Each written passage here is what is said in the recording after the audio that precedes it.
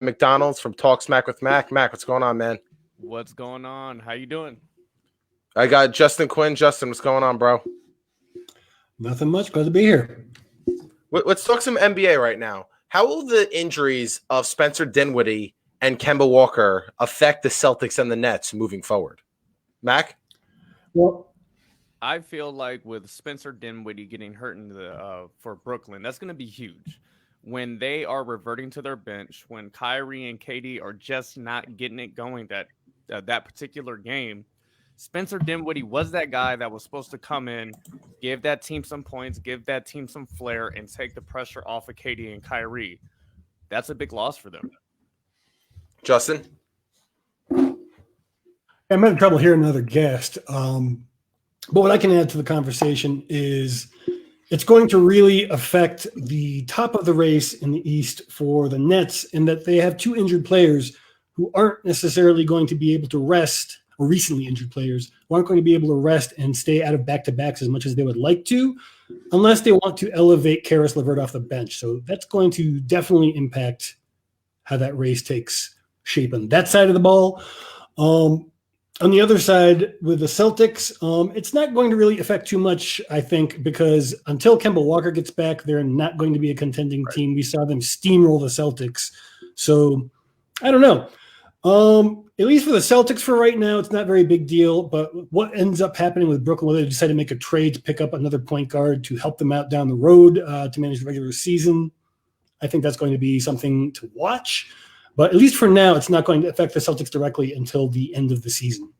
Here's the thing. I've been very high on the Brooklyn Nets. I've been saying the Nets will get through the Eastern Conference playoffs in 15 games max, maybe even less. And I feel very confident saying that. The loss of Spencer Dinwiddie does not help them. Of course not. I think Spencer Dinwiddie is more of a luxury than a necessity.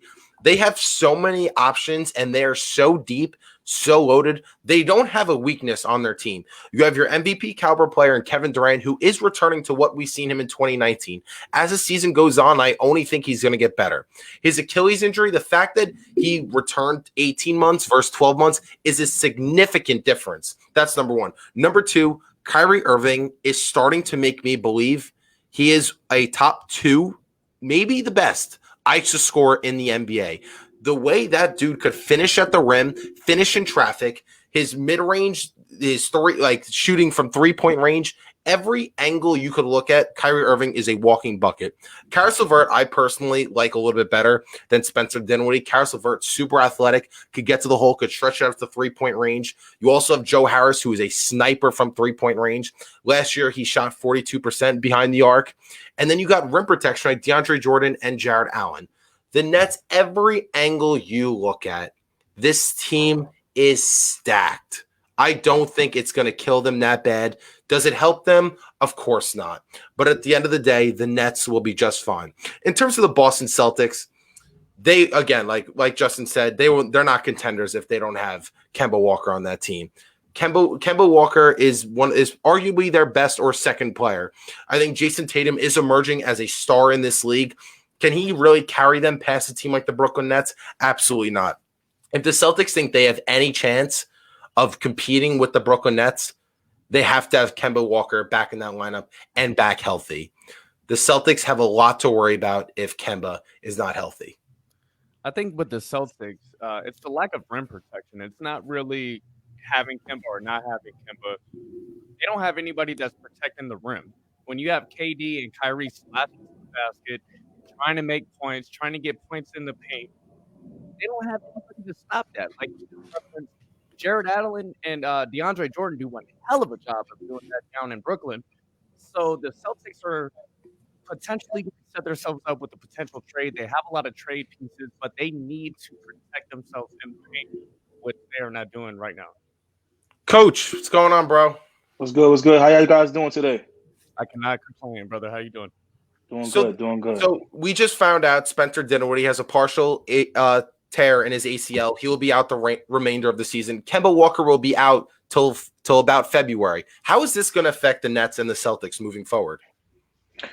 With the Nets, I overheard your thoughts. I do like Karis as a better overall player on both sides of the ball, but I think what Spencer gave was Kyrie an opportunity to play off the ball. And when he gets in that scoring mode, put somebody else to play the point guard and really facilitate and still consistently knock down a 3-point shot. As good as LeVert is, he's not a consistent, I don't think a consistent enough 3-point shooter for a full season with all the pressure on him to consistently hit those shots. Will he become one? We're going to see. But I just like with Spencer, if Kyrie has to take days off like we saw last night, if Kyrie is really just going in scorer mode, Spencer is a proven point guard in the NBA who really can take on, starting role, facilitating measures that he has already this season.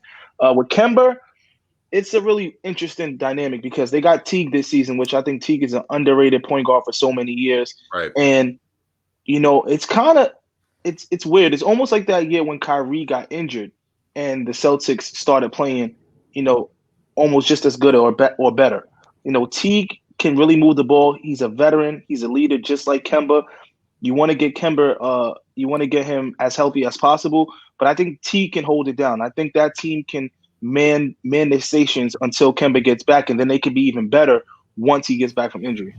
But why, in terms of, I want to stay on the Brooklyn Nets real quick. Why is it such a big deal if Kyrie needs to take nights off throughout the regular season or whatever? I feel like a team like the Brooklyn Nets, their mentality is just get to the playoffs healthy. That's all they should care about all year long. Because no matter what seed they are, I can't see a team even pushing them 6 games, honestly, let alone losing a series. Once you get to the playoffs, you're going to have a much shorter rotation. It's probably going to be about 7-8 guys. And the Brooklyn Nets are deep enough to really compete with just 7-8 guys. Does Spencer Dinwiddie help and he's a luxury? Of course, but I don't think he's a real necessity given how many options they have to just have a walking bucket. Kevin Durant, walking bucket. Kyrie Irving, walking bucket. Joe Harris, a sniper. Karis LeVert's another scoring option. Like everywhere you look, they have options where they could score. I don't think Spencer Dinwiddie is like, wow, like this could really kill our season. Well, you exactly just said it. When you get into the playoffs, your bench tightens. Right. So meaning a guy like Spencer would have been on the court a little bit more, especially in end game situations. I just think, and also no team has pretty much, we saw what happened with the Clippers last year with, even though it was a bubble, sitting guys out, guys not getting to gel throughout the whole season. I've never seen a team win a championship sitting guys out the first year when they just got together. Even the Golden State Warriors played everybody that season when Kevin Durant first got there. LeBron James last year with AD, they went through the whole season together. It's just that gel factor, and you want to mentally prepare yourself to be the number 1 seed. You don't want to finish 3rd or 4th and have to go play on the road against a Milwaukee or on the road, against the Boston Celtics. You want to finish first place, and that's why I think everybody's around Spencer, because he was the security blanket. Because Kyrie can get injured also. We don't know. Kyrie has never played really a full season as that guy. Right. We haven't seen it yet. So, that's why Spencer it was that security. We all like security. That's why we have savings accounts. All of us have savings accounts because just in case something goes wrong, we can go into that savings account and we can pay our bills. That's what Spencer was. If something went wrong with Kyrie, if something happened, you got somebody who is proven in the league, and you still can be as competitive as you are with anybody on the court. Right. Justin? Mac? No, man, you said it best. Spencer Dinwiddie is that guy. I feel like you're not giving him enough credit, because when the Nets had D'Angelo Russell and they were gelling and they made it to the playoffs, Spencer Dinwiddie was one hell of a 100% part of that team. And when you take him away, yes, they have a bunch of options. They have a bunch of scorers, but he is that guy, like your buddy said earlier, that's going to have the ball in his hands, bringing the ball up, putting his team in the right positions, taking the pressure off of Kyrie and KD when they don't need to do that. It's a 72 game season this year. It's a long time. And there's going to be games when Kyrie and KD need that load lifted off of them. And Spencer Dinwiddie was that guy that was supposed to do it. Do you think he would even close in their lineups like once playoff time comes? I mean, you have Kyrie, Joe Harris, KD, Karis LeVert, and Jared Allen. Now that kind of looks like how they would look to close moving down the rest of the way. You think Spencer Dinwiddie is really going to be that big of a problem? And I'm not questioning how good he is, because I think he's one of the better role players in the league. I believe he averaged like 20 and 6 last year. Like, of course, he's a huge part of this team. But I just think the Brooklyn Nets are significantly better than every other team in the East. I don't know a team who could really actually threaten them or really push them whatsoever. What happened with the Clippers last year? I mean, just look. I mean, the Clippers were significantly better than a lot of teams, and we got into the Denver series, and it came down to who's going to stop Jamal Murray, who's going to stop those guys. Harris, Spencer plays defense as well. That's another thing. Kyrie plays no defense. So when you put Kyrie on the court, you're going to put Spencer on your best, on ball defender. So I mean, I think you're alluding to what we all know. Kyrie and KD are amazing players, but it goes to say about having a guy like Spencer. Every team has had one of those guys who's won a championship. It's hard to compare them because the Clippers are not as good as the Nets, number one. Number two, the West is better than the East. There's no team in the East that's really like – I think the Nuggets are an underrated team. They're in a smaller market. They don't have the flashier players, which people really don't really take notice of. And George Paul was disgusting last year. Yes, he played like George Paul in the playoffs. That was one of the most pathetic 3-game stretches I can remember a star caliber player having. I mean, the 10-point game 7, hitting the side of the backboard on a 3-point shot. He was awful in the Clipper series, which the Mavs series. The Mavs series got pushed 6 games because George Paul was atrocious in every single game. That was the only reason why that series even went that far. The Nets have not only, I think, better star power. KD's better than Kawhi. Kyrie's much better than Paul George. And then I like their bench, and they are a deeper roster. Montrezl Harrell also he did not really play what he did in the regular season. He was significantly worse. And Lou Williams was kind of inconsistent in the playoffs as well. I think chemistry-wise, the Clippers really killed themselves. I'm not crazy about Doc Rivers. I think that's a huge upgrade that they don't have him anymore. That's number one. And number two, I don't really like how they load managed, and Kawhi and Paul George got the special treatment. I think that absolutely killed them all year long. Because they every night they had a different starting lineup. And if you have a different starting lineup in basketball, how are you going to build chemistry or anything? Exactly. With the Nets, man, they need to have that continuity going into the playoffs because, like you said, they are definitely the most talented, but we have seen the most talented teams lose, on the regular occasion. I feel like, and I felt like this last season, the 76ers, man, could give a lot of people fits as long as they are rolling and learning how to get Ben Simmons and Joel Embiid to work together more. They brought in Dwight Howard. They have a lot of rim protection. They have a lot of defense. I don't see Danny Green. Right. And they also, they have a lot of firepower around them to Joel Embiid to compete in the East if they stay healthy. And then in turn, they have that big man rotation to be able to lock and give players like Giannis or KD that drive to the basket and try to get points in the paint at times. They have those players, but they also have firepower on offense to score. So I think if anybody's going to give Nets fits, it's the Sixers if they can stay healthy. So playing in the regular season and getting that continuity, that chemistry down is going to be very important with the Nets. So, hey, what thing, Brandon? I'll say this just to follow back. I think it's great it happened now. It gives them time to get that continuity. Have this happen 10 games, before the playoffs, then that changes your whole philosophy as a coach and as a team. So to know we don't have Spencer now, this is everyone's roles. The French shooter THG, I think, or THC, he's a guy that's going to have to step up and make some shots. Karis LeVert has to play more of a role coming off that bench and leading that second unit. You got 68 games or 69 games now to pretty much iron that out before you get to the playoffs.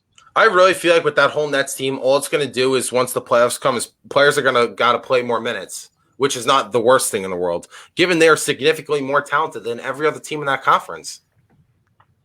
And I think healthy wise, the Celtics would probably be the second best team in the East. If you want to argue the Heat, I understand that as well. But if Kemba's not healthy, I mean, they really don't have a shot. But again, the Celtics would have multiple scoring options down the stretch late in games. Kemba's a guy you could do it. Jason Tatum is really proven to be clutch. He did it the other night against Giannis and the Bucks. Jaylen Brown's really emerging as a star player in the league. I mean, that's a deep roster as well. But without Kemba, I just don't think they have enough whatsoever. Do you think the Celtics can compete with the lack of big man presence? I don't think they have a big man problem anymore. I mean, they have Tristan Thompson. I think Tice works well against smaller lineups. And Robert Williams is starting to look like he can actually defend and stay on the floor. I think the big thing for the Celtics really is going to be what they do with their traded player exception from Gordon Hayward leaving for the Charlotte Hornets. Yeah, that's going to be the key, I think, to whether this is going to be really a contending team or basically just kind of a repeat of last season. Yeah, I mean, how much of a loss was Gordon Hayward? He wasn't very consistent ever since he had that catastrophic injury. He's never been that guy that we saw in the Jazz making those a couple All-Star appearances. He never lived up to be that guy. And if you are a Celtics fan, how do you want to pay Gordon Hayward like a max deal when he's not playing like one? Championship. You gotta understand that Gordon Hayward, he had that injury, but when you have multiple 20-point scorers on a team, you're not always going to have that chance to shine. I'm pretty sure if you look at Gordon Hayward's numbers, his shooting percentages were all career highs last year. Right. He just didn't have the shot attempts because there's so many players. But then you have to overpay him though. Then you have to overpay him with other guys, and that's not. I don't think he was worth the contract that he wanted if he was going to stay with the Celtics. It was bad. I feel like in the NBA, you gotta overpay players to keep them. There's so many guys getting max contracts that don't deserve it. And those teams aren't championship caliber teams. Like the Bucks will never win. Yes, they are. The Lakers was overpaying people last year that wouldn't get like where else is what's the I always forget the ankle bracelet guy. I always forget his name. I don't know why. KCP. Come on, man. KCP is not getting paid like that. And he just got an extension this year where he's making a few bucks. Yeah, that's what I mean. They overpaid to keep some of that together. He made some shots, and Danny Green was getting overpaid to me last year for what he was worth. I mean, I know he came from a championship, but they overpaid him because they knew, like, okay, he's a vet. We're going to need him at the end. He can go anywhere else and get more money because people are going to take him, but we're going to overpay him slightly because I know he may want to win a championship. Every team that wants to win overpays people. Not really, because the Bucks overpaid Chris Middleton, which is an awful deal, and that's not that. We just said it. That you just agreed with me. Yeah, they're not winning. They're not winning anything with him. But they're contending. Every team that wants to try and win is going to overpay players to try and win. The teams that actually win don't really overpay guys the least amount as everybody else. You got to show me the numbers on that. How much are they really overpaying Danny Green? I think he got $14.7 million in 2 years. I mean, how bad is that? KCP, I think, just got 4 years, $40 million this offseason, if I remember correctly. I think it's 3 year, $40 million. I think KCP crazy. Signed like similar. So going back to the Lakers, you say that they overpaid. Yes, they did overpay for KCP. I 100% agree. But then they got guys like Montrezl Harrell on a discount. They got Kuzma on a discount. So they kind of saved the money there. But what is the big difference the big difference of signing a guy like KCP who's getting like maybe $5 million overpaid versus signing a guy to a max, maybe 10 or 12 million more than they should per year? That's the difference. I mean, I guess it goes to the numbers, but at the end of the day, when you balance your budgets, it's still overpaying someone for their market price. Like, that's not what the market would be if they weren't in a championship caliber team. That's not what their numbers equal to. And championship teams will do it because at the end of the day, they'll bite the bullet to try and win championships. Golden State was paying people more than Iguodala. Iguodala. Let's talk about that. Steph, KD, Clay, and Draymond on one roster. They all took pay cuts. Katie took a drastic pay cut. $80 million for Kelly Oubre. Are you kidding me? With tax, yes. Now the Warriors are in trouble. Before, how much was Iggy after? I know Iggy helped them win that championship, but I mean, they wanted to keep him so they could keep that championship caliber. But at the end of his career, he was not that player earning the amount of money that the Warriors were paying him. They were paying him for what he did for them and for just keeping the team gelling together. That's what championship teams always do. They always have that nostalgia, and they'll pay a guy more money to try and see, can we do it running back? Can we do it one more time? Even if they know that player is past his peak. Yeah, but like Max said, there's a difference between paying someone a couple $1 million extra versus paying someone $12 million extra. Like with the Max. 5 and 12 is nothing in NBA money. We're talking about monopoly money here. There's no difference between 5 and 12. Yes, I mean, it's monopoly money. No, it's not. No, I'd take that back, because if you give a guy a max, say Gordon Hayward gets $38 million, he's locked up. He got that money. Or a perfect example, Gilbert Arenas back in the day, he got $100 million contract. He didn't even play.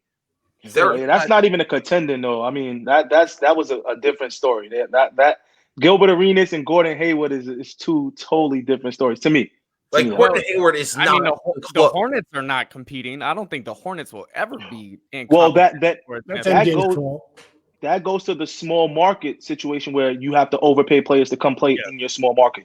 Like players in Yeah. small markets are not like the OKCs of the world, the Milwaukee's. Milwaukee's of the world, Chris Middleton, the Charlotte. Like if MJ is damned if he did, damned if he didn't. If MJ doesn't pay him, he has no one.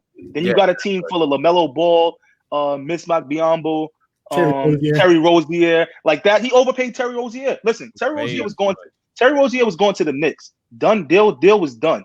He was already going to the Knicks. At the last hour, they came in and went $5 or $6 million above the Knicks because they knew they had to in order for him to come to a small market. Speaking of say that goodwill is killing small market teams, they're paying that extra money to come and play in our little town. Do you think that's what's really hurting small markets? I think some of them are, yeah, because then you can't really put a team together that may compete. You can't get those, 6th, 7th, 8th man in your rotation where you can pay them the amount of money that you can give because you're giving it to Terry Rozier, who's a fringe starter, but is grossly overpaid. Gordon Hayward, who's not a max contract right now, but you have to pay him because you have to put someone in a max contract on your team. Those things aren't helping your roster. Like it's like kind of like it's thinning out your roster, and those guys just aren't like. I feel like that's why you can never really win overpaying guys. That's one of the many reasons I'm like. People think I'm like a Bucks hater. I'm not a Bucks hater when literally my prediction of what they were going to do in the playoffs literally exactly happened. Between I think Budenholzer is an awful coach. I think Giannis can't close, which is a major problem. And then they overpay a guy like Chris Middleton, who is absolutely not a Robin on a championship team, and certainly not a max deal guy. Like things like that is like keeps teams from winning championships. But the Bucks had to do it. Like if I'm in the Bucks front office, I literally have to pay Chris Middleton because you can't really afford to lose him because of like you're not going to get anyone. You're not drawing anyone in to come play in Milwaukee. Got to do it through trades. That's the only way you're going to get it done. Speaking of trades, let's flip the switch a little bit. What team should trade for James Harden? Our Woj of this panel. Wom, talk to me. I mean, it's tough, man, because there's a bunch of teams that should trade for him. Like, I think Portland should trade for him. I really do. I think Portland is a place where you've reached your peak with unfortunately with CJ and Dame. Like I was in a conversation the other day. It was a great conversation about small scoring guards do not lead you to championships. The last small guard to lead his team to a championship and win was Isaiah Thomas in the 80s. Steph Curry led his team to a championship, but we all know that was by committee. As great as Steph was, Klay Thompson was amazing. Iggy had his parts. Draymond Green was a point forward. But Steph Curry, I'll give you maybe 0.5 on Steph Curry. But other than that, small guards get you points. They get you threes, but they don't get you championships. Someone 6'4", 6'5", 6'6" has to be the leader or the front man of the band. So, but Portland, you're not winning a championship with that team. Period. How are you going to sell them on moving on from? I'm assuming Lillard is going to be your main trade piece in this, or like is it McCollum? Yeah, McCollum. They would have to keep Dame if you got to keep Dame. You got to put McCollum. You got to. I don't know if I want McCollum though. I mean, that's the most attractive trade deal. At least if I'm Houston. If you're Houston and you just was about to take LeVert, Spencer, I don't think they are. I'm saying they came out and said that if it's a dead deal with the Nets unless it involves Kyrie Irving.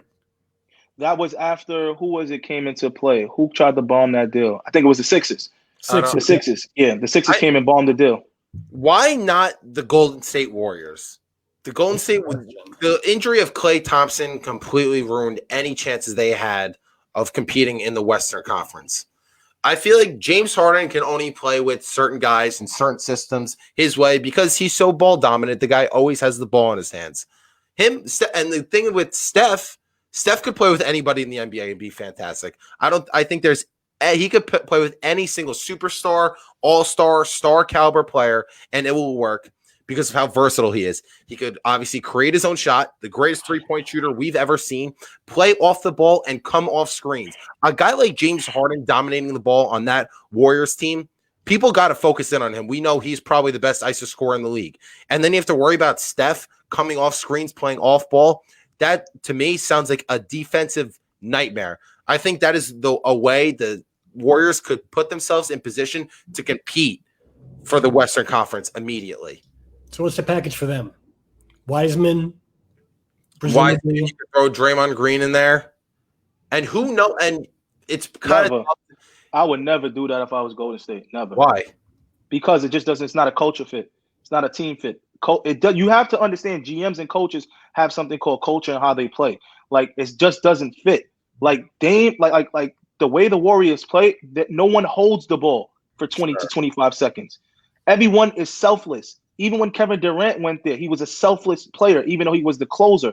Curry took a seat back and said, okay, we can run it through KD, but we know KD's a willing passer. Even though Harden is a great passer, it's just the way he plays doesn't fit that culture. And I don't think Steve Kerr is going to say, we're going to bend everything we built in culture-wise for James Harden for 1 year, because who knows if he signs, he'll resign to go and stay in Golden State. You know, so I wouldn't blow up my culture. Like Miami Heat they haven't won in a long time, but they have a culture. Yeah, but James Harden he has to say publicly what teams he would want to sign long term for. So this is the thing with Harden and his recent, shall we say, clashes with the league office due to COVID protocol and his trade requests and throwing balls at his teammates and all that stuff. I think there is something interesting going on in that his trade list was 1 team, then 2, then 4, now 6, and what's going on? Do people actually want to deal for him? I mean, I know that at least in theory, there are a lot of teams who would be interested, but I'm not sure that many teams are willing to give up the kind of price, which is, from what I'm hearing, a young player, like a foundational player, and a hefty load of picks. I'm not so sure that there's a good fit for that right now. He might be forced to spend that entire season, at least till the trade deadline, until somebody realizes there's no way they're going to make the playoffs or contend without a big boost to the roster. Why would the Philadelphia 76ers not go after James Harden and give up Ben Simmons? We know the duo of Simmons and Embiid does not work. We know 100% their window to get out of the East, which wasn't really a window, was 2018. If you even count that, which I don't even count that a window. That was their best opportunity. Embiid got injured at the end of the year, and the Sixers were cruising behind. Well, hold on. The Sixers are 1 bounce away from beating that Raptors team, and they could have won a championship against an unhealthy Warriors team. I think people have selective amnesia. Like they're 1 bounce away, 1 lucky bounce away from winning that series. Overtime, so you can't call All right, but so they still could have won. Sure. You're calling it like they had no chance, and I'm saying they had a chance. So we can't just say their window is abruptly closed, because the East has been, without LeBron James, the East is a revolving door. I mean, we're going to see what the Nets are going to do this year, but the East have been who's hot at the right time. You know, last year it was the Miami Heat. Like, who would have thought who would have thought last year before in the beginning of the season saying, "Oh, Miami Heat is going to win the East"? Celtics. I picked the Celtics. That was me. Exactly. Everybody picked different teams. I didn't pick the Miami Heat. I think I picked the Celtics too last year to win the East. But it could have easily been the way Miami ran through it. What if Ben Simmons wasn't injured in the playoffs last year? I mean, Miami Heat went on a run. How can we say that the Sixers couldn't have went on a run? Because I don't. Who do they have to rely on at end of games to say, here, get me a bucket when we need it most? The same person they had that they relied on when they were 1 bounce away from losing to the Toronto Raptors. Jimmy Butler? No, that he wasn't the go-to guy at the end of that. They didn't have Embiid and Ben Simmons, man. Yes. To say that the Sixers are not in contention is crazy. Now they have 2 young guys that are still getting better. People sleep on young guys and think that everybody has to be superstars and win overnight. That is not the case. How many years did it take for Kobe and Shaq to gel together before they won? How many healthy seasons have Ben Simmons and Joel Embiid had together?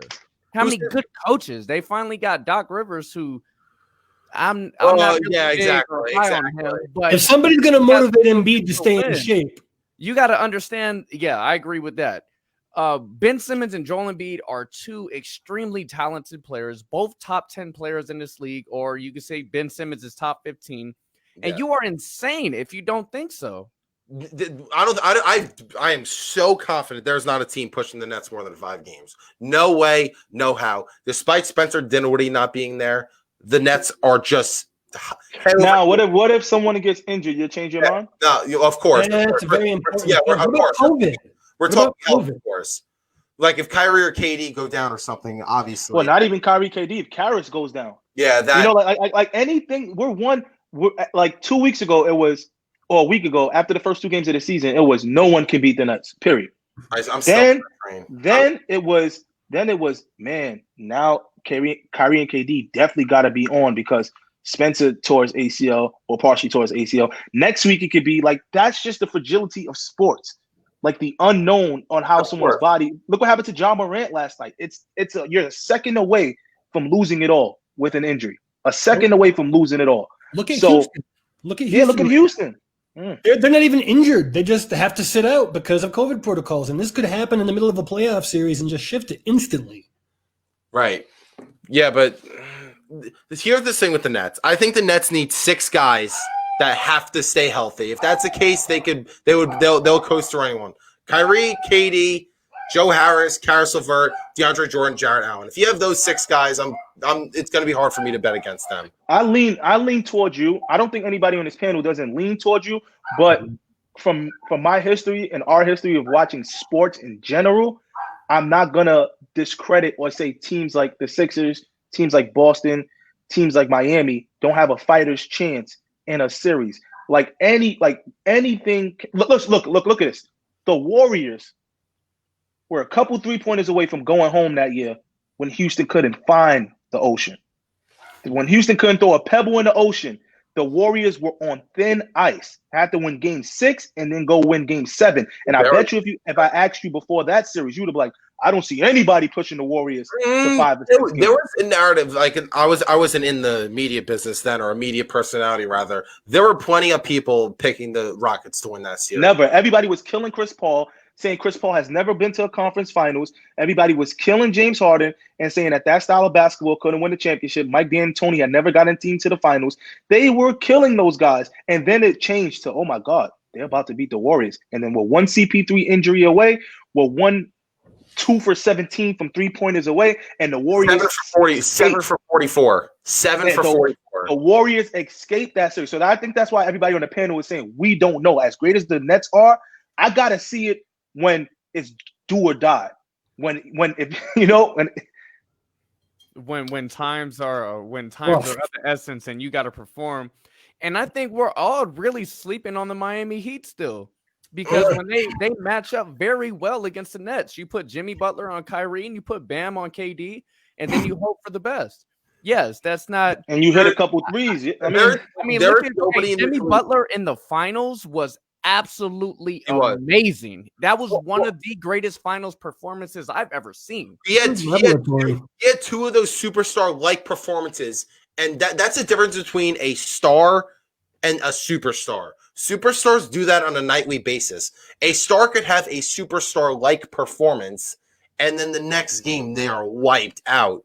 We see guys like LeBron have a monster 40-point triple-double. He'll come back the next night and do it again and play another 46 minutes. In Game 6 of the finals last year, Jimmy Butler, I felt bad for him. He looked just gassed. Yeah, he was done.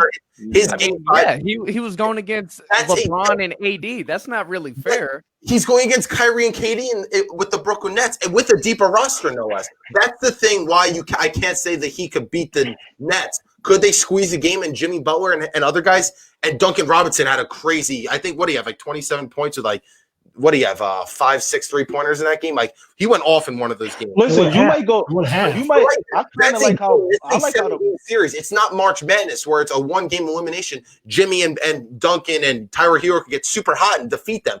In a 7-game series, you can't rely on Jimmy Butler to give you those type of performances, which is what they would need to beat the Nets. That's why I'm totally sleeping on him. I disagree, because Tyler Hero is going to grow. He's going to get better. Duncan Robinson is showing that he's that guy. He can make shots. He's going to do it consistently, night in, night out. Jimmy Butler, he proved he's a superstar last year. I even like the rookie. And got to the finals. What about their point guard, though? I mean, Goran's getting wicked old. How old is he? 32, 33? I mean, he's going to – sooner or later – He's coming off the bench right now, right? He's coming off the bench? But I mean, in the playoffs is basically their main focus, and I think that's basically going to need to be the case unless they make some kind of other move. Because I mean, who's going to be their point guard for them in his absence? I mean, like who? Yeah, I mean, Kendrick Nunn is gonna have to step up, but I feel like he's more of a scorer instead of a traditional point guard to get everybody set up and in the right place. But he wasn't very good in the playoffs. I don't. Well, he didn't really play like he really didn't play that much because he came back from sickness or something like that. And then by the time they started winning, they were winning already, so he was out of the rotation in the bubble. But when he came back, he was putting up 16 to 20 points easily. This dude could get hot and score with the best of them. I don't love the Heat because I don't trust them in a 7-game series to beat a team that's literally better than them. If you want to tell me they're the second best team in the East, they did that last year. I mean, yeah, they just mollywopped the Bucks last year, and nobody thought that they were. I told everybody what was going to happen to the Bucks, and exactly that happened. Do not compare the Nets to the Bucks. Did they beat the Celtics too? Yeah, the Celtics are not the Nets. The Celtics are a good team. They're not the Brooklyn Nets. I'm with you. If you want to see the Heat are the second best team in the East, you have no argument from me. But just comparing them to the Nets, I think we don't know who the second best team in the East is. I think that's the joy of this season. I would say the Heat. In the East, I would say the Heat.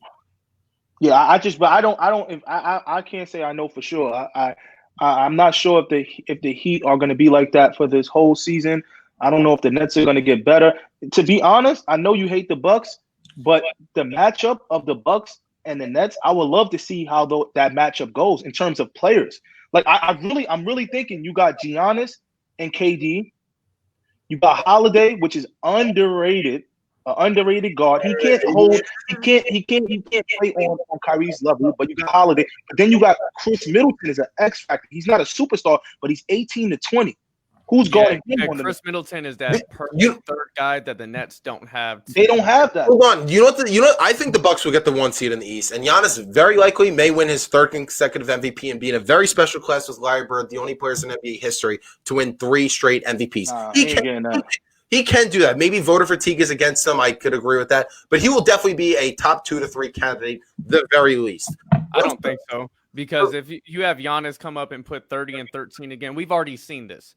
He's already done it. He's already won the MVP twice, but he has not won a championship. That's going to hurt him. Yeah, I feel like him being in the MVP race, he may be top 5 just because he puts up crazy numbers, but he's not winning a championship, so he is automatically nullified from the MVP race. There's no narrative. There's no narrative for him. Yeah, but the thing with the Bucks, why they won't ever win a title in the playoffs, the postseason and the regular season are literally 2 different seasons and 2 different types, 2 different styles of basketball. Regular season, guys are taking nights off.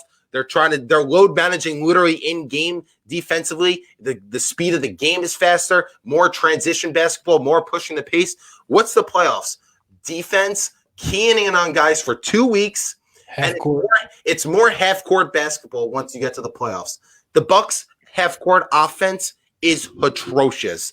Giannis gives you nothing in the half court late in games. That's your best player. Your best player, you have to rely on to close. Those teams are not successful if your best player can't close out games. You're never winning a title. You're not beating a team that's better than you or even near on your level. That's why the Bucks lost last year. It wasn't the Bucks weren't good enough. It's Giannis couldn't close. That's why they got absolutely annihilated by the Heat. Are you suggesting that 32 minutes a game for your best player is a little low for the playoffs? Totally. He needs to be playing like 38, 39 minutes for sure. He never got used to that as well. That didn't help the situation either. 37 of the Bucks' 55 wins last year came by double digits or more. So they're not in a lot of tight games. And then, like Justin said, in terms of how many minutes Giannis is playing, he averaged 30 points under 30 minutes. And again, they're blowing teams out, so you're going to play your best player less minutes. I think that changes this year. I don't think you see that many double-digit wins by the Bucks. I think the East is better. I think, like you said, when you got to go against the Nets a couple more times, when you got to go against the Miami Heat that has, they've been through it. They have confidence. You got to go against the Celtics now. You got to go against, who else you got? Even the Pacers. The Pacers are pretty good. Pacers are pretty good too. Sabonis is getting better. I just don't think you're running through teams like you used to. And then you got teams, the changing of the guard, who still can win games like Toronto Raptors.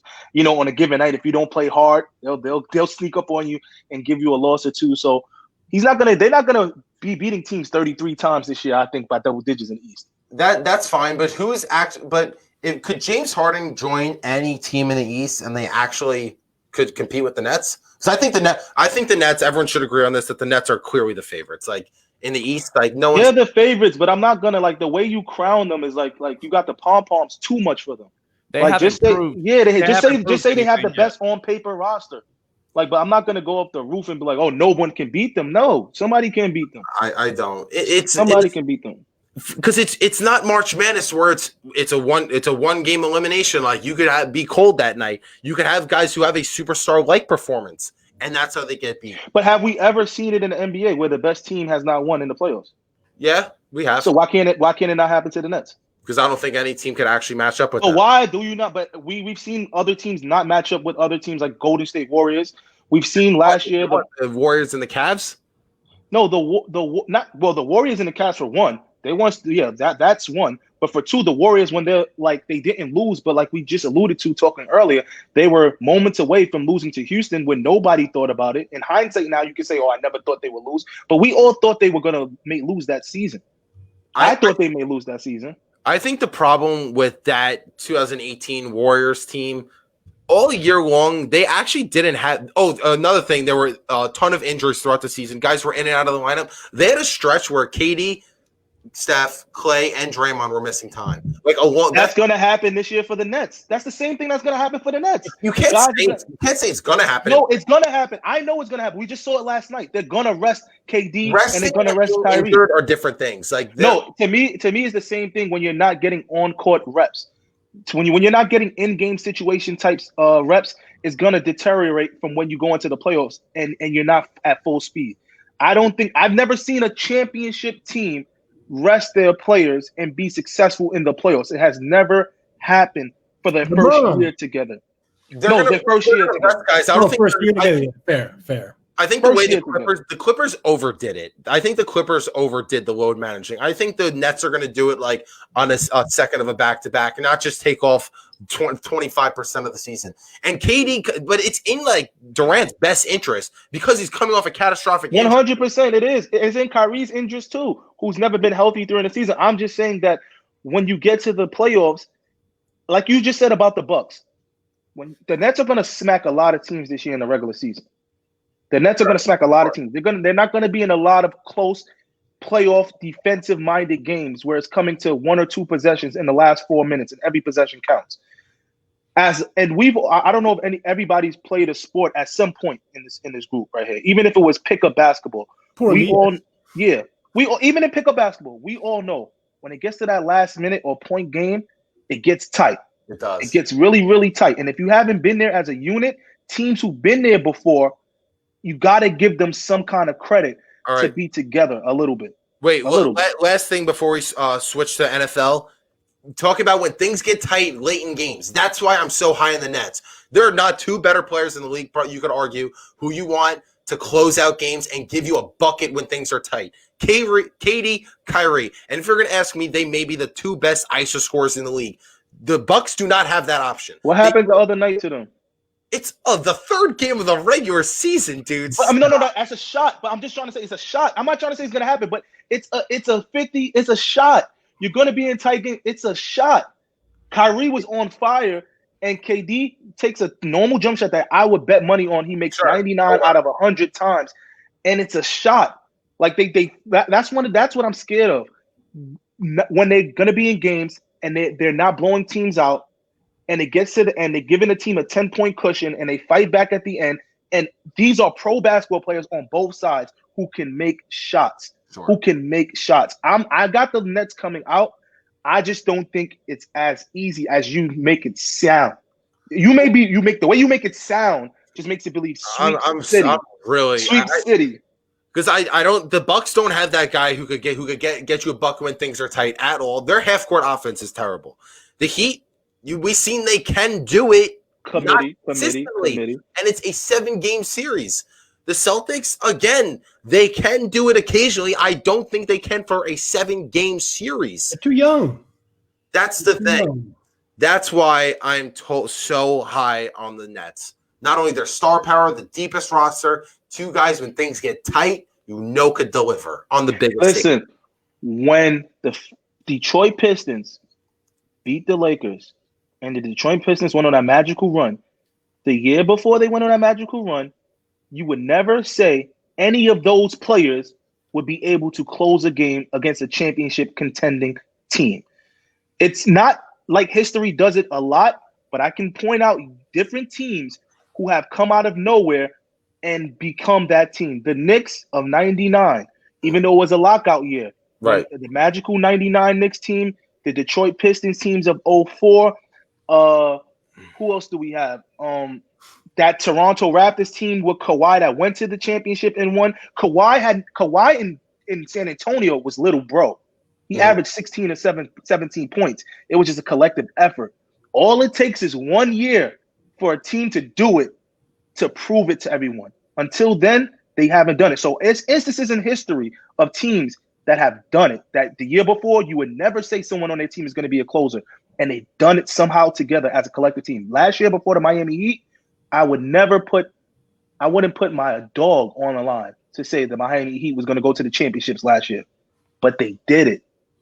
They did it. So I'm excited. I'm excited.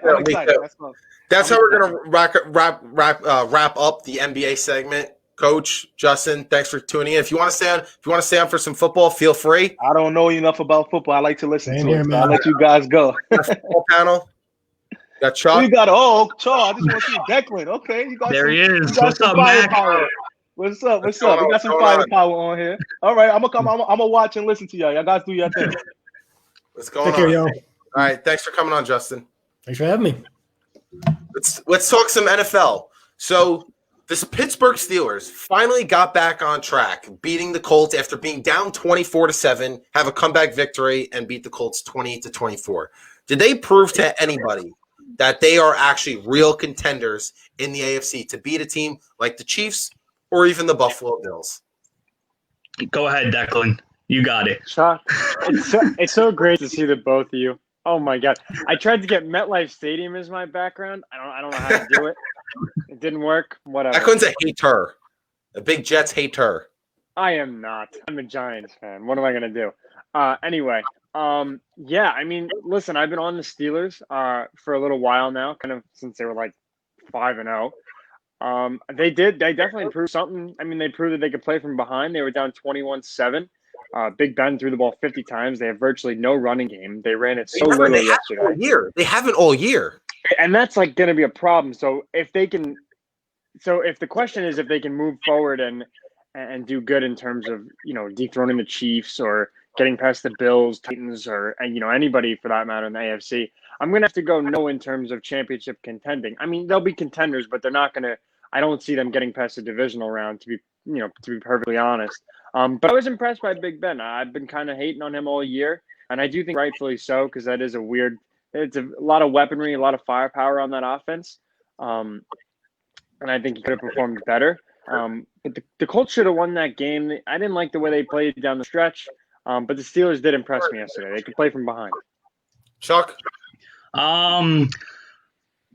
How do I answer this? I think the Steelers could make it out of the AFC. It's going to be difficult because of all the ifs that surround the team. But what I mean by that is, will Ben's knee hold up? Will his elbow hold up? As Declan said, will their running game show up? How are they going to handle the injuries to their linebacking core? They lost Devin Bush. They lost who else? They lost Bud Dupree. They have Avery Williamson, who is a former Jet, who we know has dealt with injuries. TJ Watt has looked a little banged up recently. Their secondary is still pretty good. And I think and also, can Deontay Johnson hold on to the football? I think he leads the league in drops.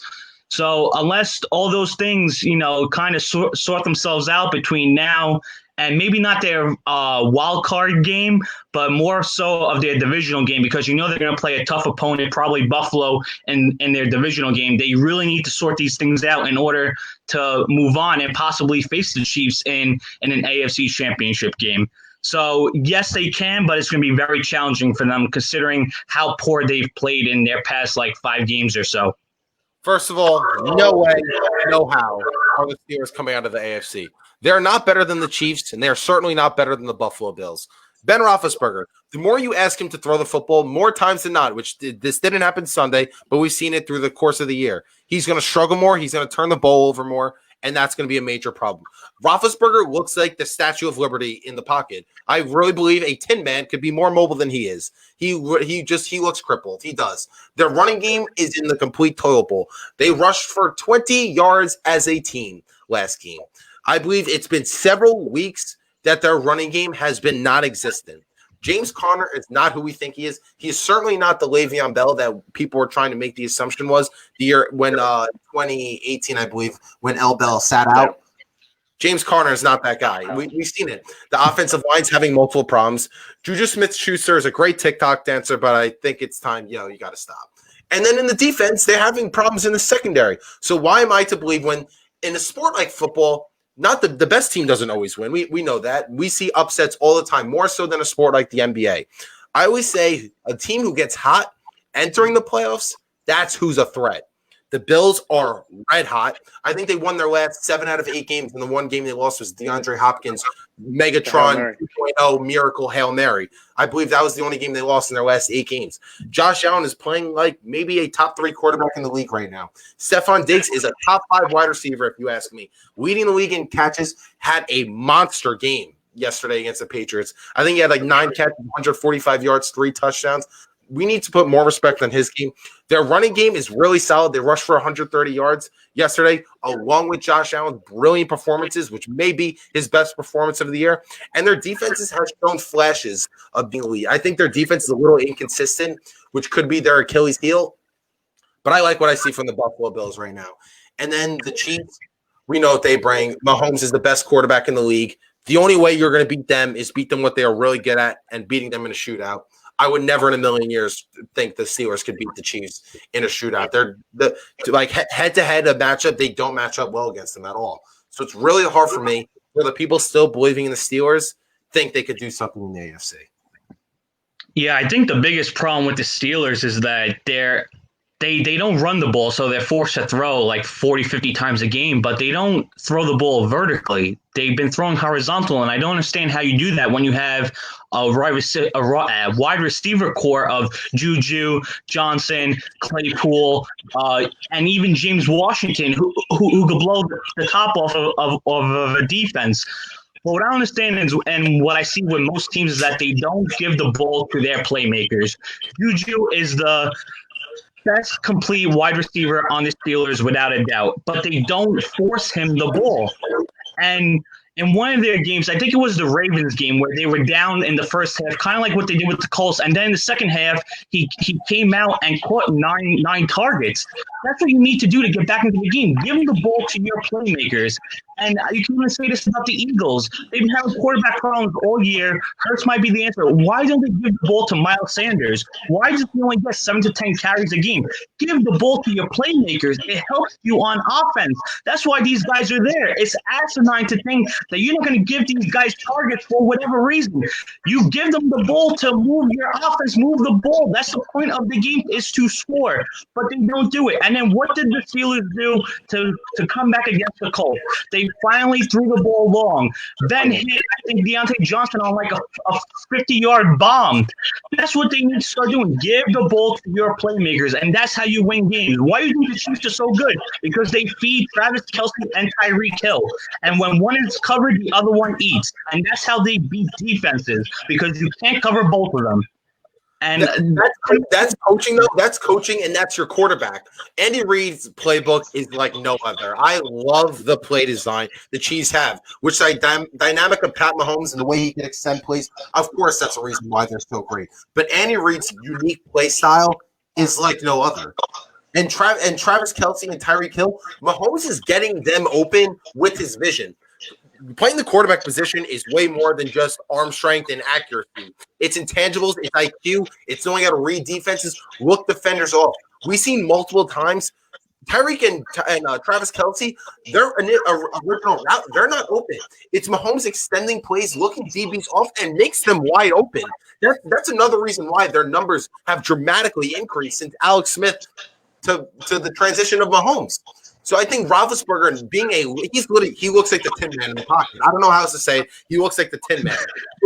He does. And with that being said, he can extend plays and he can move. So if your playmakers are running an original route and if they're not open right there, the whole play's broken up. And you're not fooling any defense when you can't run the ball. Rushing 20 yards a game, like they rushed for 20 yards and they still won that game. That's not reliable. The one thing I'll say about the Chiefs, though, is that, and I love Andy Reid. I've been a fan of Andy Reid even when I was I'm a Giants fan. Even when I was on the Eagles, I was a fan of Andy Reid. So I was happy to see him win last year. The one thing I noticed is they have the ability to get too cute. They do these ridiculous plays where they do spinning around, and that's cool and stuff. But then they threw a pick. Pat Mahomes got mossed by a Falcons defender, and according to Tyreek Hill. But even the Chiefs, like that game against the Falcons, like they played teams in the NFC South, like. They played the Saints and the Bucks. They essentially blew the doors off the Bucks early. Brady did come back, but they got both those teams with a decent margin. I think it was at least double digits in both those games. But then they played teams like the Panthers and the Falcons, and they beat the Falcons. I mean, let's. They should have won that game. They should have won that. Anybody on the panel would have caught that pick. I mean, that was a gimme. You got to hold on to that. So they essentially, I don't want to say they won the game, but. And they should have won that game. I hear you. A 4-10 Falcon team. And even the Panther game, it came down to a long missed field goal from Joey Sly, the Gaines guy for the kicker position. But even still, like, those are two teams that are playing tough. Like, that they're playing tough when they should not be playing tough. They're playing down to their opponents. And that could be a problem that we see in the postseason, whether it is a team like the Titans or the Colts, or even the Bills. Listen, I think the Bills' defense isn't that consistent, and I think I don't even think they have glimpses. Let me get my vocals together. I don't think they have glimpses of talent on the defensive side of the ball. They're bottom 15. So that could be scary in the postseason. You want to go in with a good defense, but also, Brandon, to your point, like they are red hot. Like Josh Allen is the third best quarterback in the league right now. No doubt in my mind. He's the third. Unless you want to include Derrick Henry, he's 3 to 4 in the MVP race right now. He's not going to get it, not even close. Yeah, of course. But even still, that's where he is right now. He's got 34 touchdowns. He's got a chance. He doesn't have a chance for 40 because they're going to probably bench him next week. Yeah. But if they were a little worse, he'd have a chance for 40. Stephon Diggs, I mean, that trade from Minnesota and Buffalo is benefiting. That was the best move of the offseason. That was the best move. It was amazing. And which just goes to show you that the Texans and the Texans couldn't get a first-round pick from Hopkins. And the Bills-Vikings trade, there was no first-round picks exchange in that, were there? Yeah. No first. Yeah, because the Vikings got Justin Jefferson in that trade. That was the Bills. Yeah. That just goes to show you how miraculous that the Giants got a first-round pick for Odell was, considering they got a long haul with Jabril Peppers, Kevin Zeitler, Dexter Lawrence in that first-round pick. Like, that's kind of insane to think about that they couldn't get a first-round pick for Hopkins. And that's also more of a testament that to Bill O'Brien that the Bills got one for Hopkins. For Diggs. Chuck? Yeah, I think you guys put it great, but I think one thing that we have to look at while praising Josh Allen is how is he going to fare in the postseason? He has struggled before, and I think if they do go on and face the Steelers in the divisional round, even though I know I shouldn't, just count them as to moving on. How would Allen handle the pressure from the Steelers front four? I think you got to look at, yes, he could use his mobility without a doubt, but sometimes he can get careless with the ball, and sometimes he's really inaccurate, which could scare you. So I think the Steelers and the Bills will have a great game. I know the Bills beat them the first time around, but the playoffs is a different story, and the Steelers are definitely battle-tested. They have a great head coach in Mike Tomlin. So I'm really intrigued to see a possible Bills-Steelers matchup with the winner going on to face the Chiefs. Now, I don't want to, just say that those three teams are going to advance with no problem. But anything could happen. But I'm not a big fan of the Colts, and Sunday I think proved why. They can't finish games. Their secondary stinks. The Dolphins are whatever. The Browns they're whatever too. And then the other team is who's even the other team? The Browns are literally and figuratively the wild card team of these playoffs. Literally because they have the wild card spot, and figuratively because I feel like they're the team that nobody knows what to expect. They could be the team that makes a little playoff run. Will they make the Super Bowl? No. A dysfunctional franchise with the Browns, some way along the line, something will go wrong. That's why I compare them to the 2010 Jets on my platform. I compare them to the 2010 Jets as both teams. They're such dysfunctional franchises. Even though they're hot, they look good right now at times. We thought maybe they can compete for a championship. Some way along the line, something will go wrong. And the Achilles heel for the Browns, if you're going to ask me, it's Baker Mayfield. I'm not a Baker fan whatsoever. Being the number 1 overall pick and the amount of talent he was surrounded with coming out of the draft, he should be an MVP caliber player. You cannot tell me otherwise. There is no reason why Baker Mayfield is not a MVP caliber player. You have the best running back. Hugh Jackson. What was that? Freddie Kitchens, Hugh Jackson. Those are two terrible coaches. Sure, I could give you that, but this year's a different animal. I understand the Odell injury was brutal. You still got Jarvis Landry, you still got Austin Hooper, got a great offensive line which they improved this offseason. The best running back duo in the league, and when you have a running back duo, Nick Chubb's a top 5 running back, undisputably. If you want to argue top 3, you're not going to hear an argument from me. He's going to get over 1,000 yards in 12 games this season, which is ridiculous. And then Kareem Hunt is at 800 yards right now in the season. That is what they're doing as a duo. Right there, it opens up your entire dynamics as an offense. So right then and there, Baker Mayfield should be having a way better season. I don't like his turnovers. He has bad pocket awareness. He doesn't see pressure. He's very careless with the ball. He can be inaccurate, very inconsistent. So right then and there, I can't trust Baker Mayfield to lead my team to a Super Bowl. Defensively, I think they should be better than what they are. Given the talent they have on that side of the ball, Myles Garrett has 12 sacks on the season. He's one of, if not the best pass rusher, definitely not the best. Aaron Donald is, but you get the point. Myles Garrett's one of the best pass rushers in the league. You could say he's a great edge rusher. I think would probably be fair. Denzel Ward is a proof he could be an elite cornerback. Like, they have talent on the defensive side of the ball, but they're still in reality a mediocre pack defense. That's why I think that is literally and figuratively the wild card team. I would say that's fair. Go ahead, Declan. No, go ahead. All right. So I would say that's fair. But the only thing I'll say is that the Browns scheme-wise, like you said, they do have the best running back duo in the league. They're going to work off of their run game, essentially. Now, Baker Mayfield, yes, he was a number 1 pick. Do we think he should have been a number 1 pick in that draft? No, I don't think. I don't think. Who do you say? Sam Darnold? Well, I mean, looking at it now, Josh Allen. I mean, if I could pick my bets after games happen, I'd be a millionaire. But I think even still, the Browns were looking at Josh Allen. But I think that was legitimate noise. Now we could say, yes, it should be Josh Allen because of the way that he's performing. But I think Josh Allen's performance goes back to what the Bills front office and coaching staff has done for him. 100%. And if Josh Allen had, Freddie Kitchens and Hugh Jackson, I don't think he'll be playing to the magnitude that he's playing at now. But that's my point. That's my point with Baker Mayfield. No, because if you look at this season, Freddie Kitchens is out. Hugh Jackson is out. Their offense is just like the talent around him is loaded. Yeah, they're loaded. It's a first-year head coach with no OTAs, no preseason, nothing, trying to gel. And listen, with the Odell injury, I mean, Baker's numbers and the team has been better since he went down. I hate to play that card, but that is the reality.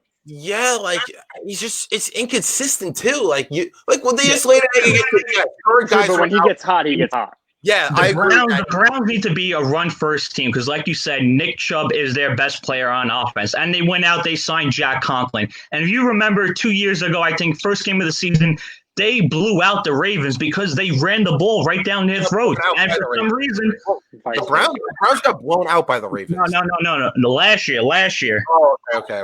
Yeah, but for some reason they want Baker to throw 40, 30 times a game, and you can't. He's not a quarterback that can do that. I don't understand why they just don't run the ball with Chubb and Hunt. That's what your bread and butter is for that offense. And a team that nobody is really talking about, get off topic for a second, is the Tennessee Titans. And I think they have the offensive game plan to possibly go into Kansas City and upset the Chiefs. And I say that because they run the ball a lot with Derrick Henry. And the more you run the ball and work that clock, the more Patrick Mahomes sits on that sideline. And that's the best way to beat the Chiefs is to beat their average defense and to not have Mahomes, Kelsey, Hill, whoever else they have on the field. So I think the Titans are a big sleeper. And don't forget, Ryan Tannehill, he's very good in the play action game. He's smart. He's a veteran quarterback. And Mike Vrabel is a very underrated head coach. And we saw that last year where he gave Bill Belichick a taste of his own medicine and upset the Patriots, then went on to upset the Ravens. And they had a big lead against the Chiefs early on, but then they decided to blow it. But they're certainly a sleeper team. Derrick Henry, cheat code, flat out cheat code. You know he's getting the ball, and there is nothing you can do to stop him. He's a freight train. He's a locomotive. He's a physical freak of nature. He opens up that entire offense, and it's not people are honestly overrating Ryan Tannehill. I'm going to be honest. He's successful because of Derrick Henry. I'm not acknowledging Ryan Tannehill's not playing great this season because he is. This is all by Derrick Henry, how much he opens up. Defenses are only keying in on Derrick Henry. When you know he's getting the ball, they're not going to stop him. And once that opens up the play action, forget it. Tannehill has a clean pocket, has guys getting open because defenses are focused in on the run game. So I do agree with Chuck that can be a sleeper team to go against the Chiefs. I would never pick them in a million years because the Chiefs offense is simply just too explosive. Mahomes could flip a switch like a light switch and say, I will score 70 times in a row, and he'll do it. And the Chiefs will win. That's how great their offense is. So the Chiefs have a great run game too. On the other hand, Clyde Edwards-Helaire has proven to be a great running back, super explosive. Le'Veon Bell, I guess his days are kind of over. Sure, he's a nice piece to have as a second back. I think his days are kind of over. But a duo of Travis Kelce and Tyreek Hill is, with Mahomes throwing you the football, the way he can extend plays, it's kind of not fair. Yeah, I mean, just to offer a little pushback though, like to the Chiefs and with the Titans thing, I feel a similar way that one way to beat the Chiefs would be to keep Patrick Mahomes off the field. But on the other hand, the Packers had Derrick Henry on lock. They made him essentially a non-factor on Sunday night. So there is a way that you can make Tannehill beat him. And I think Tannehill is a very good quarterback. I think he's top 10, to be perfectly honest with you. He's had a very solid year. I would say he's had a 7th-ranked quarterback type year. But to offer a little pushback, on the other side of the ball, Aaron Rodgers, what he essentially decided to do in the Green Bay Packers was they did to the Titans what the Titans should do to the Chiefs to try to keep Derrick Henry off the field, as the Titans should try to keep Mahomes off the field. Aaron Rodgers decided they're keeping Henry off the field, and he went off and threw 4 touchdowns, made that a 19-0 lead early, and all of a sudden you're not running the ball. And that's going to be what the Chiefs are going to do to the Titans, and that's why I don't necessarily see the Titans as a threat to the Chiefs and their kingdom. Do I think that the Chiefs, listen, everyone's taking the chalk. No one thinks the Chiefs are unbeatable. I see a little scenario where they are unbeatable. They are beatable. I think that their run defense is bottoms in the league. Their pass defense, the noise they make isn't especially what I would call Super Bowl contending, although, yes, they're the best team in the AFC. Patrick Mahomes has proven he can have these weird games where he turns the ball over. I think he's undoubtedly the best quarterback in the league by a wide margin. I think we had the debate about Rodgers and Mahomes for the MVP last week. That's over now. It's over now. Since gone to Rodgers 100%. But even still, like I said, the Chiefs have been playing down to their competition. Do I think that Josh Allen can move the ball on the Kansas City Chiefs defense? 100%. I think that they'll be the biggest threat just for offensive purposes. I think the Bills defense can stop the run a little bit, but I don't think they're going to be enough to stop Mahomes unless they play the card of forcing the turnover. Put Trey White on Tyreek Hill for the most part, and you will see a little bit of a down factor from Tyreek Hill. Over the top, you know they're going to go over the top. You can put somebody on Kelsey. It's going to be so hard to stop them, but at the same token, playoff football, any given Sunday, anyone can win. And we've seen the Chiefs play down to lower competition, and I think the Bills are right up their alley, and they can make some noise. Sure, but you can't say that with the Chiefs because guys aren't even they're not eating guys alive on their original route. Mahomes will extend plays and he will hold the football for 10 seconds outside the pocket. Like that's right, but how did that go? How did that go on Sunday? Yeah, it happened. You play down to your competition in a regular season in a game that didn't really mean much to them. It meant enough for a first round bye. I mean, that's what that meant. Sure, they're still probably going to get it anyways. They're 14-1 now, and They clinched it. It's not the same feel as they did. They still clinched not- it. That's what I'm saying. That was for the bye week. That's why I think that was an important game. It's still not flipping a switch like this is a must-win game. It's like it's important, but it's the same thing. It's the same thing in the Brady Belichick Patriot days. Like late in the season, they would be on the verge of clinching the bye. You know they would do it. Occasionally, you play down to your competition. They'd still find a way to get it. Like I really believe it's the same thing in that. That's true. But week 17 games don't matter if you're not really giving your quarterback a go. If you're going to play him for a drive or not play him at all.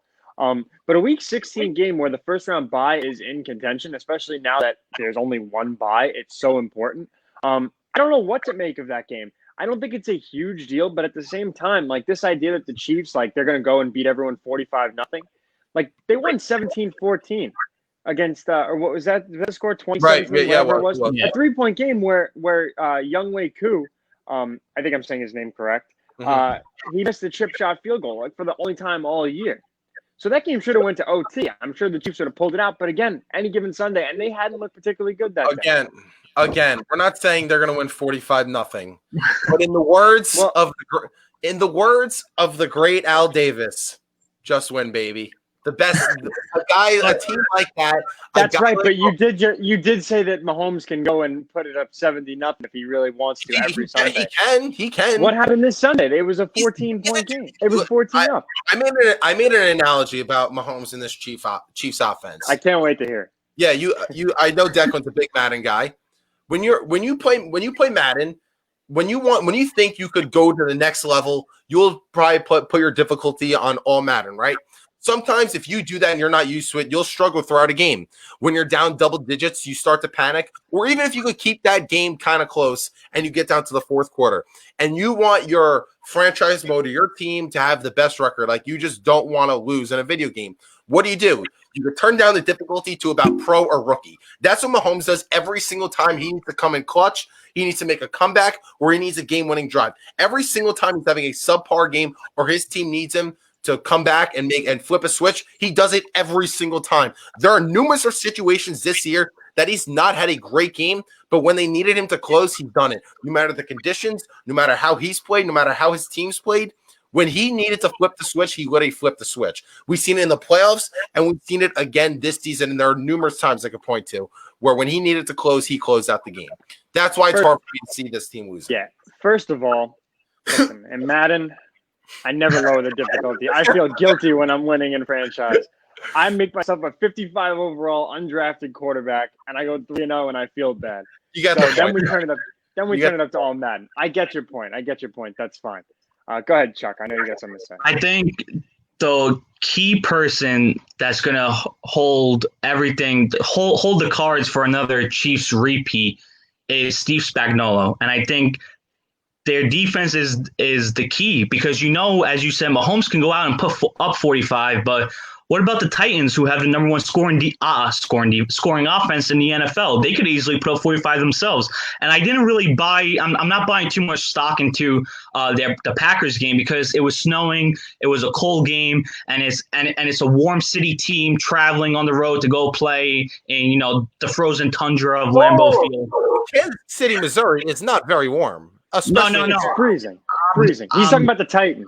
The Titans. I'm talking about Titans have to go into Arrowhead Stadium, which is not a very place. Right. But in the snow, we'll see. It's not warm, but Kansas City is smack in the middle of the country, so it might be snowing in 20 or it might be nice in 60. But I'm saying it's not somewhere where you go to Green Bay and it's 10 degrees and you're getting heavy snow for the whole game. So that's why I'm not buying too much stock into it.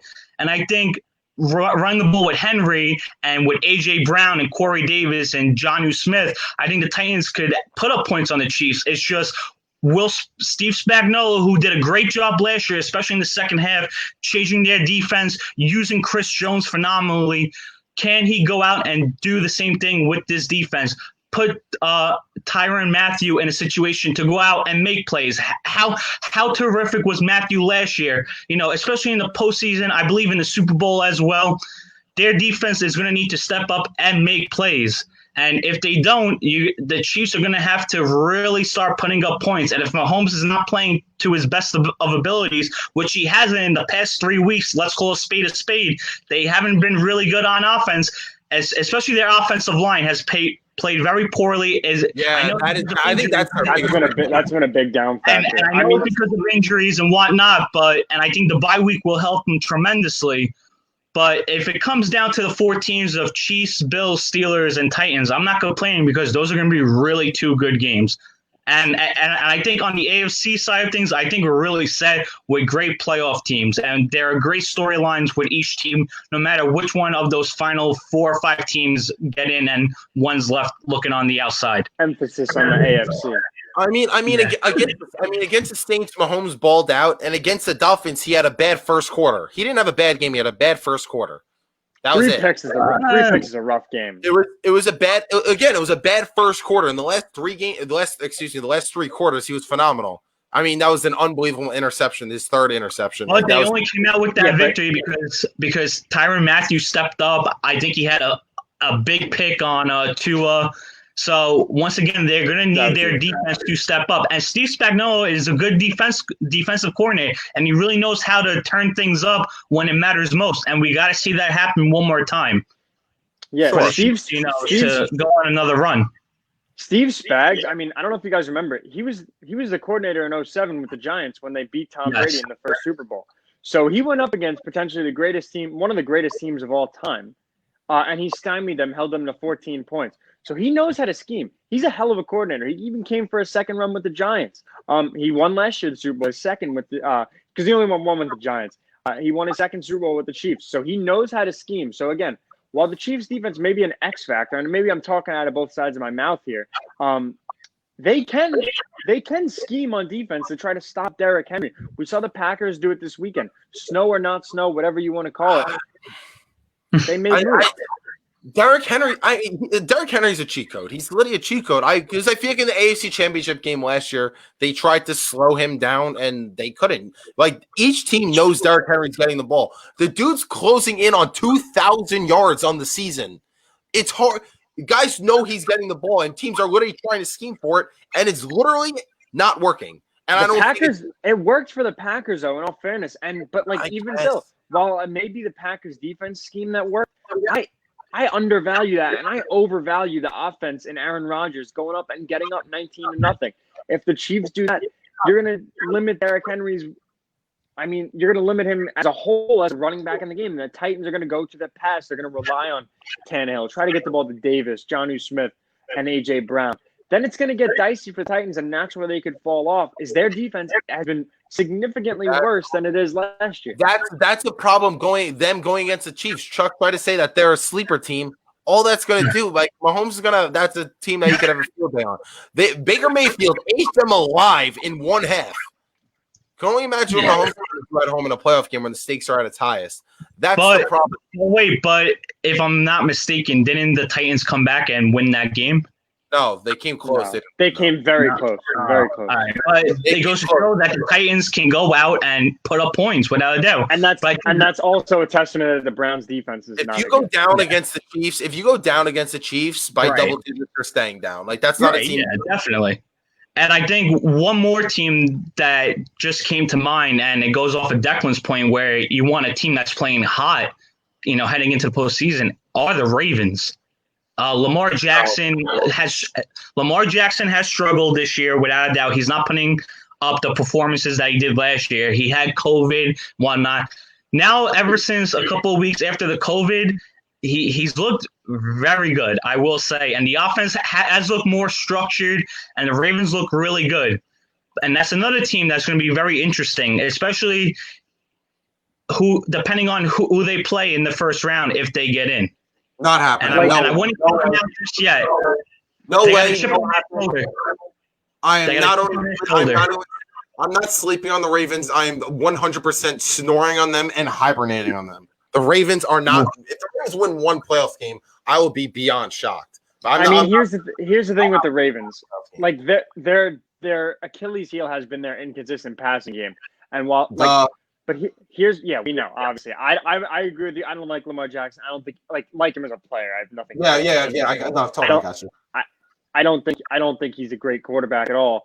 I think he's he's one of the best running quarterbacks that we've seen. But in terms of a passing standpoint, make him play quarterback and you're going to win the game. But in terms of going into the playoffs, here's the deal. We've seen Ravens teams do it with worse quarterbacks. The Ravens have the 4th ranked defense in the league. So that's a top 5 team in terms of from a defensive standpoint already. Cumulatively as a team on the running side of the ball, in the running game, J.K. Dobbins, I think if Mark Ingram can get healthy, that works. They even give their ball to the fullback. Obviously, Lamar's a threat to run inside and outside, all over a defense. Their running game has worked good. So I see Chuck's point there. They're definitely an interesting topic. I think that they personally, out of the Browns, Dolphins, Colts and themselves, I think they're the worst team out of the 4, and I think they don't deserve to go in the playoffs. However, they are playing Cincinnati, so they may see a way to sneak in. I'm not even sure who would get out because I think the Browns are going to beat the Steelers starting with Mason Rudolph. The Colts don't deserve to be out of the playoffs personally. I think their running game and their defense is too good not to be in the playoffs. Phillip Rivers has never been a playoff quarterback in my eyes, and now he's a game manager at best. Kind of a Statue of Liberty similar to Ben and Alex Smith. Alex Smith, actually, who was a mobile quarterback, used Phillip Rivers' tape to learn how to play essentially without his legs. So I guess we'll see in terms of what that means for them going forward. We have a little less than 10 minutes left. So let me flip the script for one more topic. I'll get ready for these graphics, Chuck. Oh, it's already on the screen. I love it. God. Dude, you know me. I'm a big design guy. Things gotta look professional. Is it safe to designer shirt for the show? Is it safe to say Cam Newton's days as being a starting quarterback in the NFL over? Declan, talk to me. Is Cam Newton's days as a starting quarterback over? Yes, absolutely. Last night further proved the narrative that we've been seeing all year. It's just not working. He's, again, from a running standpoint, he's still got some, juice, some gas in the tank. But from a passing standpoint, he's escaping one guy. He's throwing it down the field and, skipping it like rocks into a pond. And you can't do that. He's playing like he's 37 years old in the pocket throwing the football. He's 32. And some guys think that he's actually a future Hall of Famer, and I think we're clouding our personal bias and our feelings towards him as putting him in that topic. But this is a guy who's had a few good seasons. He had the nice MVP season. Again, running the ball great, threw the ball off the run. I don't know if he had 4,000 yards that year, but that's besides the point. This is just, at this point in time, this Patriots team is bad, but I've never seen a quarterback or even a player get made more excuses for them than having Bill Belichick as a head coach. It doesn't make any sense. And now I get it. His weapons are bad, but the Pats defense is top 6, top 7. That defense is still making noise. Got shredded by Josh Allen, but most teams have gotten shredded by Josh Allen in that Bills offense. There's juggernaut for sure. I would say Chiefs Jr. Not there yet, but still. I think Cam Newton is done as a starting quarterback. He's going to look at a backup role. Even last night, how many times have we had to see a quarterback get inserted into the game and not get the starting job? Cam Newton's been the starter for the entire time except when he had COVID. We're seeing Cam Newton get benched 4 or 5 times in this year when they're down.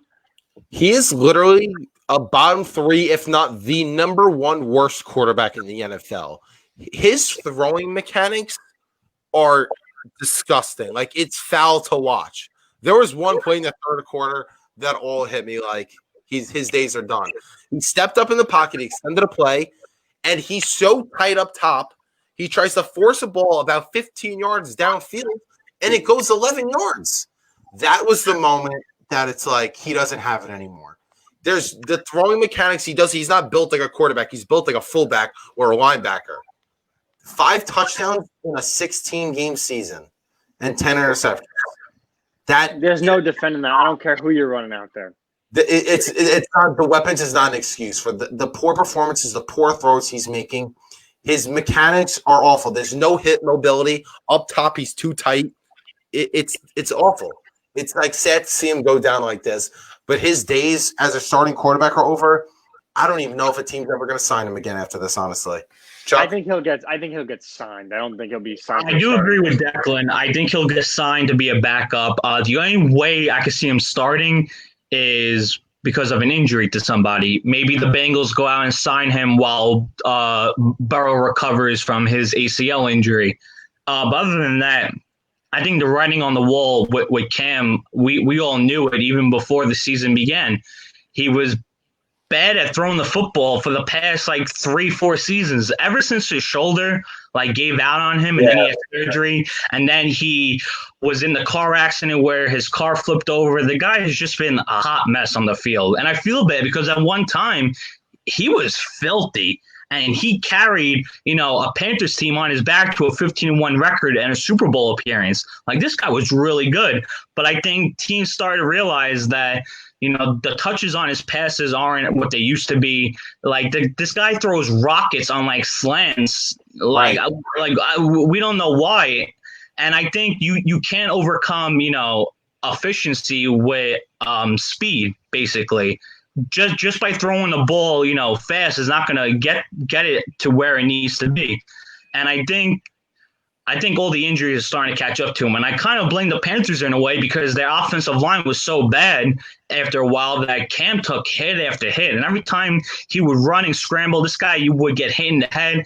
And at one point I was saying to myself, I was like, why are the refs not, throwing flags? Like, this guy's taking a pounding out there. Like, he's taking shots to the head, shots to the ribs, shots to the knees and whatnot.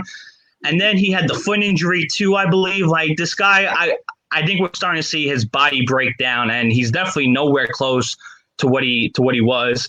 It's kind of like what Andrew Luck went through, with the shoulder and everything. And now, look, he had to go out and retire because he took too many injuries. And as Declan just said, he's now 32 years old, so he's not a spring chicken anymore where he might be able to, heal quicker than once before. So I don't really see another team bring him in as a starter, especially with the way that the QB class is for this year. You got, 7 or 8 guys that are probably going to be drafted within the first 3 rounds of the draft. So maybe they'll bring him in as competition, but I don't see him going to a team where he's going to be a day one starter right out of the gate. Yeah, but on the other hand, he's also just 32 years old. And that's why this downfall so early is like, it sucks. It really does for him. His bodies break down when it's because he's not a pocket. It's not a clean pocket pass. Not. Well, that's the game you play. It's a dangerous game when you're running that much. He's running more than any quarterback in NFL history, and it's not elusive scrambling. It's power running. That's just what happens. That's why running backs have such a short shelf life. But the difference between him and Andrew Luck is Andrew Luck was getting killed. Yeah, that offensive line. Yeah. Listen, I have a personal connection to Andrew Luck. Andrew Luck, my favorite quarterback of all time. I'm so upset he retired. I think about it every day. I cry myself to sleep because he's not in the league anymore. It's definitely not sad. Anyway, but the difference with Andrew Luck was that and this is why he was a better quarterback than Cam Newton throughout his career. Andrew Luck was getting banged up, getting knocked out, broken kidneys, shoulder messed up 7 times, concussions, everything. And he was throwing 40 touchdowns a year, leading his team to the playoffs, winning comeback player of the year. And he was a top 5 quarterback when he retired. Like, let's just face it.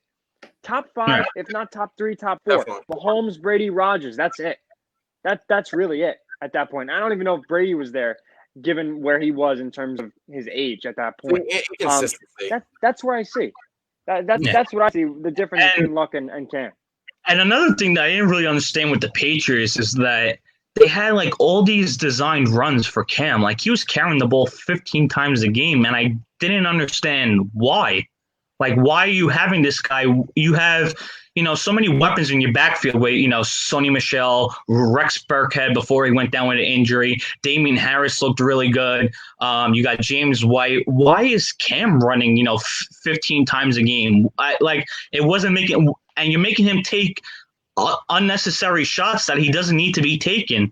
So, I don't know. The whole grand scheme of their offense this year was very suspect. I think they didn't know how to really transition from what Tom Brady was as a quarterback to Cam Newton. And Brandon, I think I told you this before the season even started. I didn't really expect much out of the Patriots offensively this year after watching them last year. Like, who was Tom Brady throwing the ball to last year? They had right. Doing that in the second half of the year, like N'Keal Harry. I mean, yeah, they didn't have. Right, exactly. So now you're asking Cam, who's nowhere near the quarterback that he once was when he was, Cam VP and whatnot. You're asking him to basically outdo what Brady did last year. And Brady is, arguably one of the best quarterbacks of all time with almost the same weapons. And, you're not going to get that much results. He's not Brady. He's not Brady, Right. even Right, 8 but years younger. But that's what I'm saying. And then on top of that, the Patriots last year, their defense was way better.